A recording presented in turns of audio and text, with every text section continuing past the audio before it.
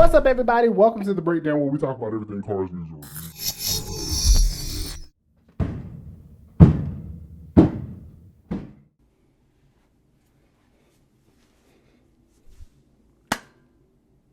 No.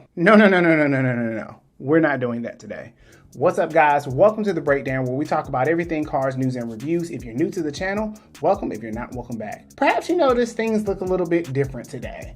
That's because they are. So I tried being a YouTuber for a year, and I wanted to give you guys my experience in the event you're considering pursuing this path. Being a YouTuber is oftentimes seen as a glamorization, the coolest job you can ever have, and quite frankly seems like, why else do another job? But I'm here to tell you that's complete bullshit, and I'm explaining why. So with that being said, stick around and stay tuned, because you're now watching The Breakdown. Hey, yo, cue the titles.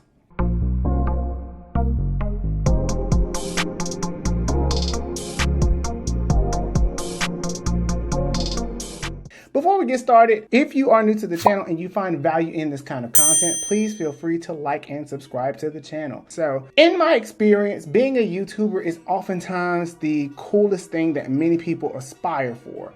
And being a car YouTuber is quite different in the sense that you actually need cars or you need car related subject matter to make your content work. And while being a car content creator seems glamorous and lavish, especially if you know what you're doing, there's a level of access we do not talk about and a level of barrier to entry that is incredibly difficult to get into. So before that, I'm going to go ahead and express my experience and how I became a car YouTuber. So when I first started back in 2022, right after the pandemic, I was actually let go from my job, and I thought it would be a great idea to go ahead and pursue my YouTube path. Now, when I became a YouTuber, I did not want to tell people that I was a YouTuber. Quite frankly, it seemed as though that being a car YouTuber was one of those things that if you didn't have the popularity and fame that came along with that, you really didn't have the cool points that went along with being a YouTuber. So basically, you were someone that basically made videos. And the amount of time and energy that went into the very first video that I ever created, which was about 3 weeks in the making, and it took me an intense amount of time and labor to be able to create that. Now, there are different types of car YouTube content creators for car content creators that I will go over in a second. But in terms of developing and creating content, there are a few things you're going to need to know. But my experience was that I had very little foundation in video creating, editing, and scripting and recording. I knew nothing. Most of the videos that you see as of today are done by my smartphone. And they're done with a matter of light, audio, and different things. And it seems as though when we talk about content creators, we think that being a content creator is absolutely easy. This job has got to be the most incredibly fucking hard job I've ever done in my fucking life.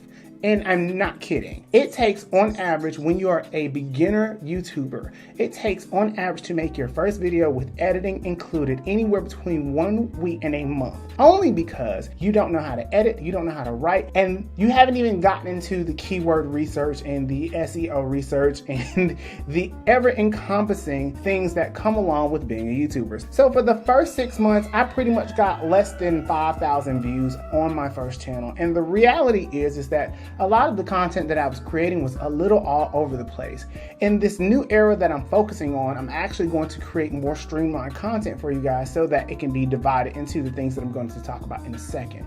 But this journey has been hard. There were times where I had to scrap several different videos because I either said the wrong thing, I made the wrong description, or I made the wrong type of content that nobody wanted to watch. And that is a huge mistake for many first-time YouTubers. We talk about things that we're passionate about, but not necessarily things that people are interested in. And quite frankly, developing your own niche and style is a huge competitive advantage to becoming a car YouTuber. And fast forward in the upcoming months, I've recently got up to 30,000 views in total, but I still struggle to create content that people want to see, which goes over my first barrier to entry, which is the type of content that you choose to do as a car YouTuber. Now, in many cases, you'll see people like TFL, you'll see Kurt Creefels. I can never say his name right, but it's Kurt Creefels. But Redline Reviews and Matt Moran, all great guys in their content strategies, but they have been around for a very very long time. And many of them are what I like to call review content creators. And what that means is that they are car review content creators that actually deal with the physical products themselves. Think of a Marcus Brownlee who does the phones, but instead of phones, they do cars. And this is one of the things that many people oftentimes think of when they think about being a car creator, in addition to being another one, which I'll name in a second. But the reason why you see me do a lot of desk reviews is because it is incredibly cost effective to do so. To do this costs me very little to no money, but I can always talk about it, but I can never physically show you. And that's what engages a lot of your audience. Now, there are many car reviewers out there, but to maintain your inventory, to constantly find and search new cars that people are genuinely interested in, that is a big struggle for those type of content creators. In addition to that, they also do news, which doing news is very engaging, but very taxing because you have to do it literally every week. And as another video has referenced this, being a content creator is not necessarily being a content creator. You are actually a content delivery person. A content deliverer is what they refer to it as. You are delivering the news and you're delivering content, not necessarily creating it. But to constantly remain creative is incredibly burdensome. I wouldn't recommend anybody do it. It's a whole scam. And so you find out that many dealers, even though you may reach out to them, they will probably not give you any time of day unless you are a huge YouTuber that can possibly bring them some form of revenue in the source of free advertisement. Which brings me to my next point. The next type of car reviewer is car and maintenance type of channel. And being a car and maintenance type of channel, you cannot do that as a desk reviewer. So you have to have a car that you are constantly working on. People like Scott Kilmer and the Toyota Tech guy and the Car Guru and the Wizard, all of those guys are what you call car maintenance guys. And they teach you how to properly take care of your car. Now, there's nothing wrong with this, but you have to be incredibly skilled from a technical perspective, and you have to talk about things that you know about. The real problem is that if you don't know what you're talking about, one, you can probably hurt yourself, probably bust open a kneecap, but also you more than likely will not be able to maintain and sustain yourself working on the same car. And if your car is constantly breaking down, then that must mean either you're really bad at your job or you just don't know how to properly fix your car, because everything shouldn't be falling apart. But I digress. And those type of guys require a lot of either long-term expertise, manuals, or they require a lot of customers with issues with their cars. Which brings me to my next point. You have to know your audience. Knowing your audience as a content creator, especially a car content creator, you have to know who is most important for you and who you are trying to deliver your content to. And being a content creator myself, I have found that I have to fall in between both the car news and review sector, and I also have to fall as a historian because I have to talk about a lot of different things in which what happened in the car industry. But nobody wants to see that because people typically don't really care for the history of cars unless it's a specific car, and the research that goes along with making these videos is incredibly taxing. And I will go on to say that you do learn a lot, but you have to develop a system that works for you. For a lot of people, finding your processes and finding your systems is going to be the most time-consuming thing because you have to make it more and more efficient each and every time you make a video. And while it seems easy, it can take some people relatively no time at all. But if you're somebody that's detailed and you like to focus on really good high quality production value, then it's going to take you a lot longer. And especially if you've never touched any of the editing software such as Camtasia, Adobe, DaVinci, any of those different softwares and Final Cut, it gets so much more extensive. Now, back to being a car content delivery person, there is another type of car content creator, which is the car shopping content creator. People like YAA are really good at giving car shopping advice to you as a consumer. The problem is that nobody really likes to talk about car shopping.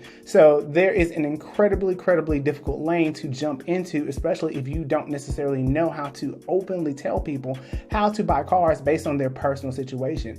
And the other thing is that when you talk about car shopping, you actually become more and more of a finance person, not necessarily a car person, because you're explaining a lot of things. And the channels like YAA really do a really good job comprehensively of talking about the industry news in addition to the car shopping news. And so that's what makes it hard to keep into one lane. And that's going to be another point that I want to discuss, is focusing on your niche, but not being too rigid in your niche, because there's going to be times where your content spills over into a different audience. But do your best to try to drill in what you're talking about, because what ends up happening is that you will bring in a multitude of audiences, and that can kind of not give you a linearity about your views, as opposed to having a consistent audience that sees the same thing. And the other thing is that when you niche yourself down that way, you almost can box yourself in if you're not careful. So in other words, keep the door open, but don't entirely lock it either.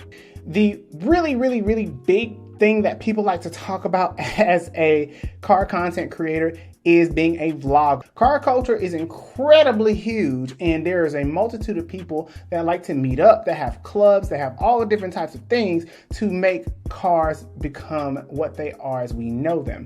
And quite frankly, those are the guys that usually pop from virality, because they oftentimes are often out in the scene. But if you're somebody who's not really social like that, like myself, where it can be a little exhausting to be around people for an extended period of time, it can be a little exhausting. And that's not including the amount of traveling you're going to have to do to go to different car meets. And you're probably going to have to talk about news, but nobody wants to hear the same car meet, club, everything. Not necessarily. There is an audience out there, which goes back to my point of knowing your audience. But there's an incredibly difficult barrier to entry to get networked and put in. Now, there is some upside to doing that, where in terms of networking, where you can grow and meet different car content creators, collaborations, and all of these different ways of generating new forms of content. But I will say, if you are not an extrovert, it is going to be a very taxing experience.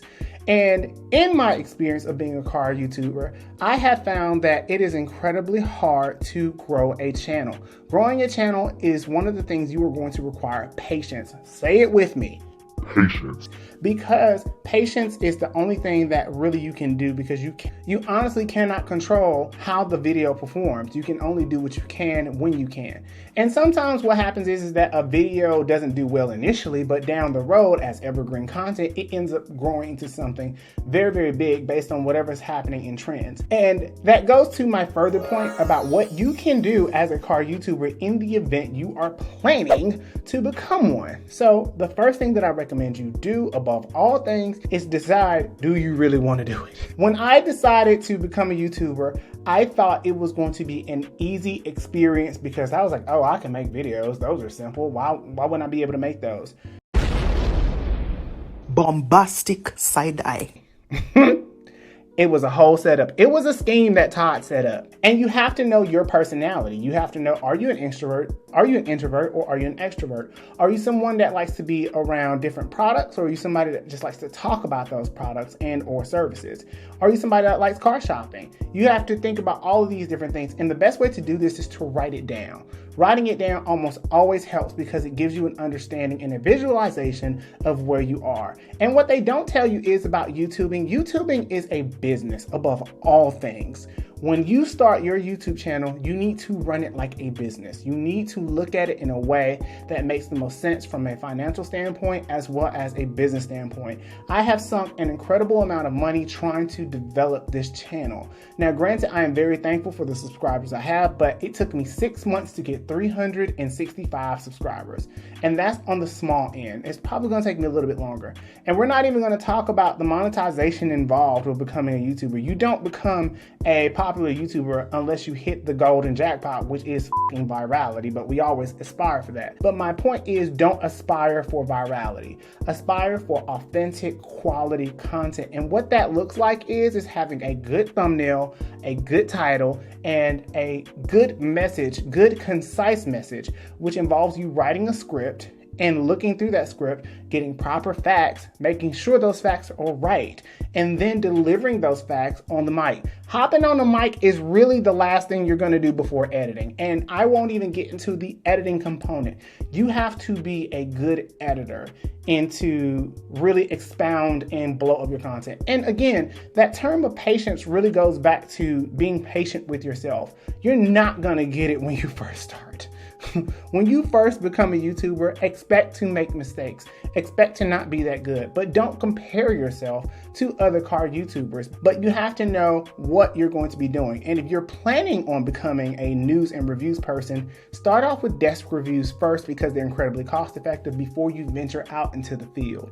Because what you will find is that renting cars or trying to find cars to source is going to be more of the job than actually recording them. And you're also going to need a lot of gear. You're going to need some really good sound equipment. You're going to need some really good lights if you want good production value. Not necessary. You can start off with just a camera and I don't know what else is up because I came with lights, but you can start off with those things, but plan to evolve. Your content should be not instantaneously good. The beauty is in the journey, not necessarily in the destination. I say all that to say, if you are planning to become a YouTuber, also understand that depending on your skin tone, if you know what I'm saying, that could possibly suggest whether or not you will have to work 3 times as harder or whether you will not be able to work as hard. So I'm just throwing it out there for some realistic expectations. If you're a woman, expect realistically whether or not you're going to have to do